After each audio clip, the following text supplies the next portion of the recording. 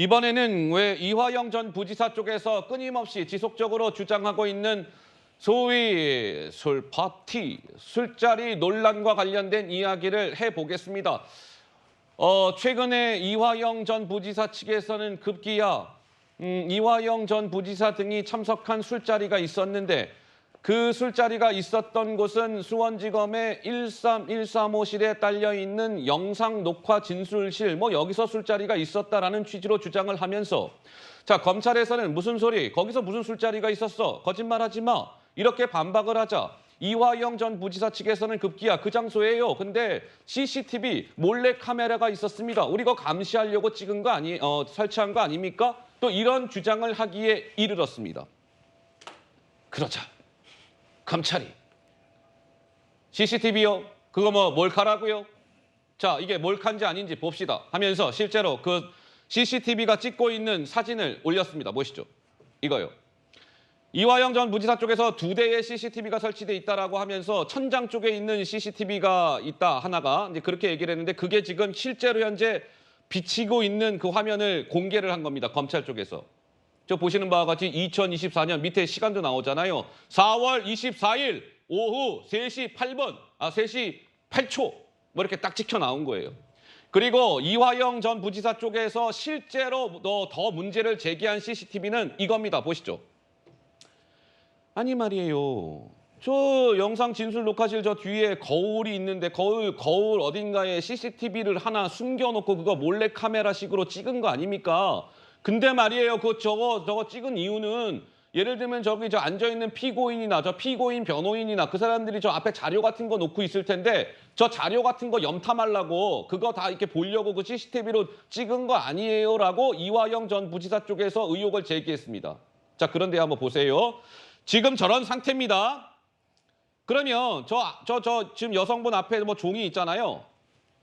그러면 이화영 부지사 쪽에서는 저거 다 종이 저거 다 이거 읽으려고 이거 나중에 그거 다 확인하려고 저거 찍은 거 아니냐 이런 건데 한번 저거 CCTV 좀 확대해서 한번 좀 들어가 봐 주세요. 화면을.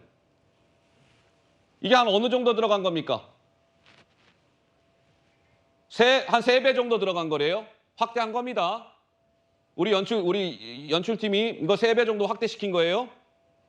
저 글자 보입니까? 안 보입니까? 송영건 변호사님 저 글자 보이세요? 안 보이세요? 안 보이고 이미 많은 언론에서 저게 안 보인다고 확인을 했더라고요. 그래서 지금 김광민 변호사가 저런 주장을 하는 게 저는 같은 변호사로서 좀 많이 부끄럽습니다. 일단은 저 그 영상 진술 녹화실에서 그 영상 녹화를 하는 거는 형사소송법에 관련 규정이 다 있습니다. 피의자가 아닌 자면은 그의 동의를 받아서 영상 녹화를 할 수 있다. 이렇게 법문에 명확하게 규정이 돼 있고요. 네. 또 피의자 진술의 영상 녹화는 미리 영상 녹화 사실을 알려줘야 한다. 이게 다 형사소송법의 규정이 있습니다. 그리고 조사가 행해지는 동안 그 조사실 전체를 확인할 수 있도록 녹화된 것으로서 진술자의 얼굴을 식별할 수 있어야 된다. 이것도 형사소송 규칙에 명문의 규정이 있어요. 다 규정이 있는 건데 마치 어떤 영상 그 녹화실에 몰래카메라라도 있는 것처럼 그렇게 오인될 수 있는 주장을 지금 변호인이 하고 있다. 이건 대단히 문제가 있어 보이고요. 하나 더 부가적으로 말씀드리면 만약에 그런 몰래카메라가 있다고 하면 그런 주장 자체도 좀 이해가 안 되지만 그런 게 있다고 하면 검찰이 더 잘 알지 않겠습니까? 그런데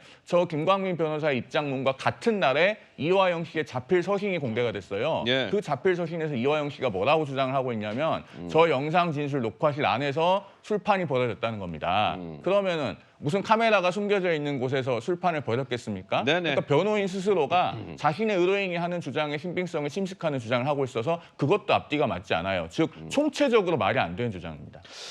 그러니까 이제 그 수원지검에서도 어제 이화영 부지사 측에서 저 주장하는 CCTV 몰카와 관련해서 또 이렇게 텍스트로 입장을 냈습니다. 한번 보시면 자꾸 무슨 저 몰래 카메라라는 등 이런 자꾸 허위 주장을 하시는데 그런 거 아닙니다. 이 조사실에는요 다 이게 카메라가 있습니다. 2대씩.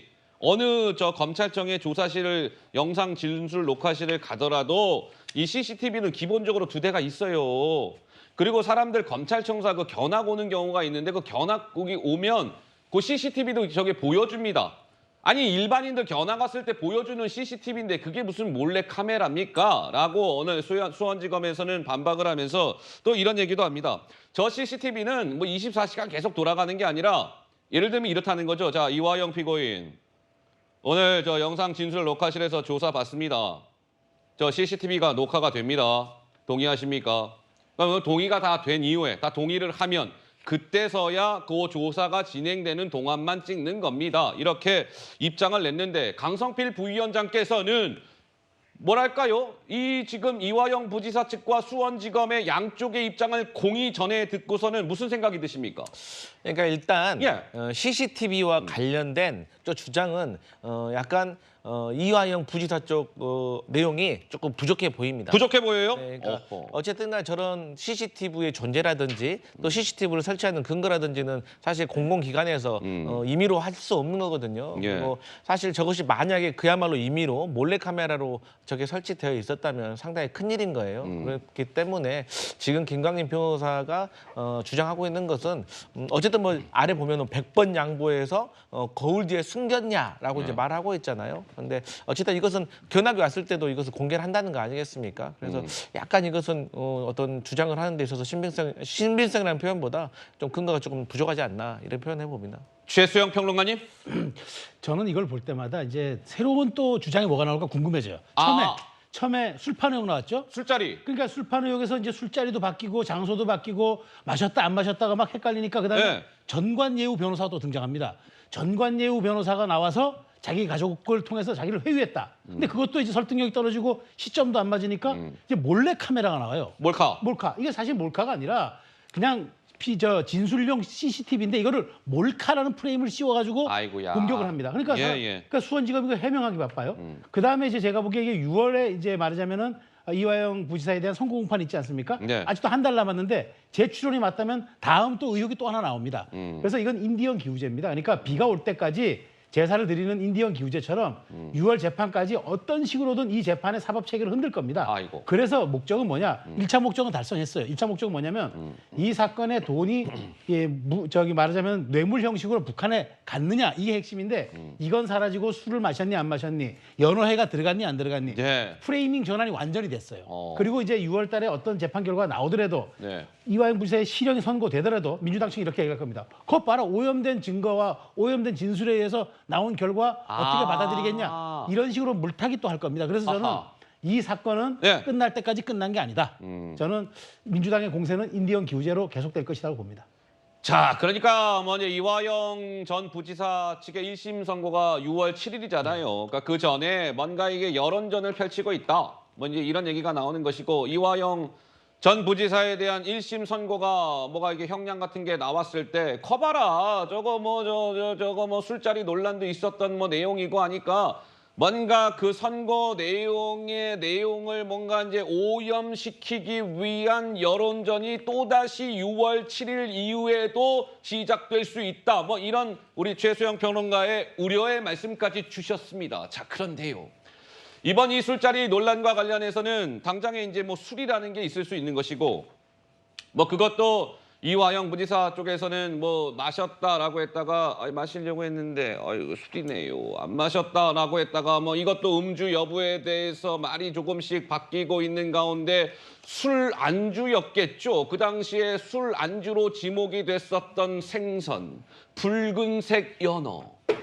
이 연어를 과연 뭐 샀느냐 마느냐 이 부분과 관련해서도 한번 볼까요? 그 연어집.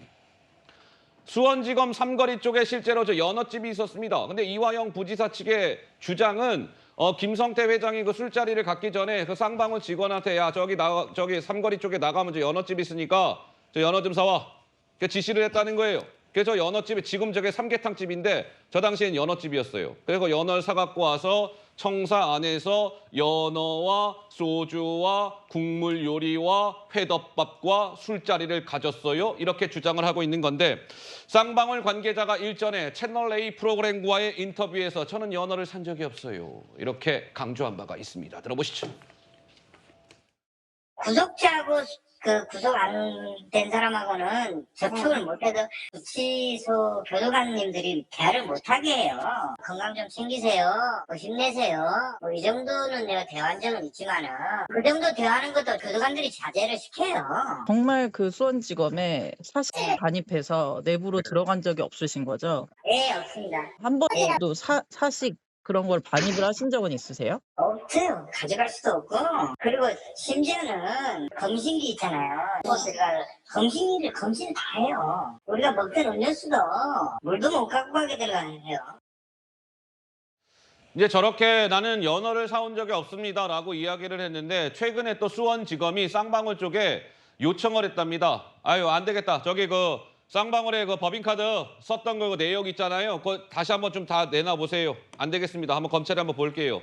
그래서 그 자료를 받아갖고 봤더니만 수원 검찰에서 보니까 이 쌍방울 쪽에서 그 법인카드에서 이화영 부지사 측이 지금 지목하고 있는 술자리가 있었다라고 지목하는 그 날짜에 보니까 법인카드로 외부 음식을 산 구매 내역이 나온다? 아니다, 없다. 뭐 이렇게 지금 얘기가 나왔습니다. 우리 박성민 최고는 좀 어떻게 보십니까? 그러니까 지금 조금 당 입장에서 네. 입장을 자제하고 있는 상황인 것이 자제. 결국에는 지금 어떤 실체적 진실을 판단하고 파악하기가 좀 어려운 상황인 것 같아요. 왜냐하면 일단 이화영 전 부지사 측의 주장이나 이런 것들이 과연 근거가 충분한 주장이냐 이런 예. 의문도 드는 시점이고 그리고 계속해서 검찰도 상당히 강하게 반박을 하고 있는 형국인데 이 과정 중에 이화영 전 부지사의 주장과는 좀 다른 사실관계들이 밝혀지고 있다 보니까 이 부분을 좀 더 확장해서 전면전으로 가느냐 이 부분에 있어서 좀 당 입장에서도 좀 신중하게 그죠? 태도를 예. 처하고 있는 게 아닌가 싶습니다. 그래서 방금 우리가 다뤘던 이 사안 자체도 외부 음식 구매 내역이 없다라고 하면 사실 그동안 얘기했던 것처럼 뭐 쌍방울 직원이 어떤 카드를 사용해서 또는 뭐 검찰의 직원이 뭐 누군가를 시켜서 예. 음식을 사왔다 이런 주장들이 좀 맞지 않는 상황이 되는 거기 때문에 예. 이화영 전 부지사 측에서 또 어떤 입장을 낼 것인지 그리고 이 부분에 대해서 어떻게 생각하고 있는지를 좀 지켜봐야 될 것 같습니다. 우리 시청자 여러분들이 송영훈 변호사님, 저희도 지금 이 주제를 연일 전해드리는데, 그러니까 좀 우리 시청자 여러분들도 피로해 하실 것 같아요. 아니, 뭐, 그래, 알겠어. 뭐, 술자리가 뭐 있었다라고 주장하고, 검찰은 지금 아니라고 하고 이런 핑퐁이 지금 굉장히 좀 지리하게 이어지고 있는데 그래서 사실은 무엇이고 그래서 지금 뭐 어떻게 좀 결론이 났으면 좋겠는데 이게 계속 뭐 얘기가 이어지니까 굉장히 좀 피로하기도 하고 그래서 팩트 진실은 뭐야 이런 궁금증을 가지실 것 같은데 송영훈 변호사님 한 말씀 듣고 다음 주제로 넘어가죠. 일단은 이화영 씨 1심 판결이 6월 7일에 나오지 않겠습니까? 그 판결을 보면은 지금 이 많은 소란들이 과연 중요한 것인지 아닌지 정확하게 확인이 될 겁니다. 어허. 사실은 제가 봤을 때는 재판부는 이 논란에 별로 관심이 없어 보여요. 왜냐하면은 이게 정말 중요한 거면은 그 4월 4일 피고인 신문 때 이 술판에 관련된 주장이 나왔을 때 재판부가 굉장히 주의 깊게 많이 물어봤을 것 같아요. 근데 지금 당시에 법정 스케치를 보면은 그래 보이진 않거든요. 어허. 그리고 지금 이화영 씨가 당시에 진술한 것들이 지금 어떤 진술에 임의성이 없다고 볼 정도는 아니라는 겁니다. 예. 그러니까 지금 여러 가지 뭐 회유가 있었다고 주장하는데 정작 중요한 것은 그러면은 자신의 진술이 어느 부분이 뭐 팩트하고 어떻게 다른지 이거를 사실 전면에 꺼내서 구체적으로 얘기를 해야 돼요. 그게 아니고 뭐 예. 술판이 있었다, 언제 술을 먹었다, 어디서 먹었다 이런 것들만 계속 얘기를 하고 있기 때문에 그것조차도 계속 사실이 아닌 것으로 드러나고 있는 상황에서 사실 이런 소란들은 이화영 씨와 그 변호인 측에서 좀 이제는 종식할 필요가 있지 않나 그런 생각도 듭니다. 알겠습니다. 저희도 뭐 새로운 소식이 전해지면 또 추가로 말씀을 드리도록 하면서 저희가 준비한 근데 어쨌든 이 주제를 마무리하면서 제가 어제도 잠깐 말씀을 드렸으나 이번 이화영 씨에 대한 논란의 본질은 수원지검 청사에 불려 나와서 뭐 술을 마시고 뭐 연어를 먹고 이게 아닙니다. 본질은 이화영 씨가 쌍방울 그룹으로부터 뭐 한 3, 4억 정도 되나요? 그 뇌물을 받았는지 플러스 이재명 대표가 경기지사로 있을 때 쌍방울 그룹이라는 이 그룹을 통해서 북한을 뭐 불법적으로 보냈는지 이게 본질이라는 걸 놓치지 아니한 채 어떻게 상황이 진행되는지를 추가로 지켜보도록 하겠습니다.